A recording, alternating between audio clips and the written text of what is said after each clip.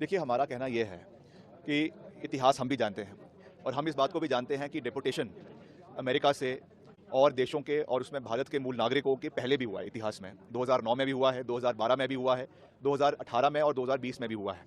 मगर इस बारी की जो परिस्थितियां हैं वो अलग हैं।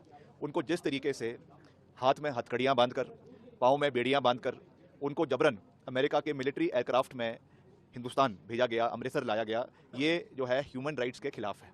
हम ये नहीं कह रहे हैं कि डेपुटेशन नहीं होना चाहिए।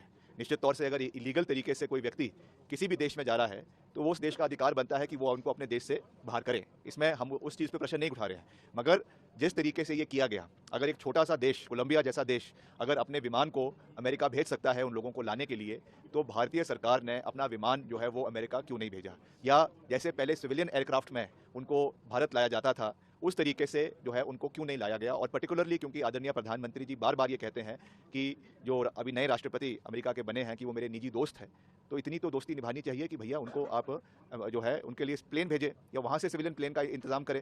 मगर इस तरीके से उनको लाना और फिर वहाँ पे किसी मीडिया को नहीं जाने देना, मैं समझता हूँ कि ये चीज़ दुर्भाग्यपूर्ण है। वो भारतीय है, ठीक है, कुछ कमियाँ रही होगी, कुछ परिस्थितियाँ रही होगी जिसकी वजह से उन्होंने गलत रास्ता अमेरिका में जाने का चुना। मैं उन चीज़ों में नहीं जाना चाहता हूँ, मगर उनको वापस लाने का एक सही तरीका भारत सरकार को अपनाना चाहिए था और इसके लिए अमेरिका के प्रशासन से इस विषय को जो है वो मजबूती से उसको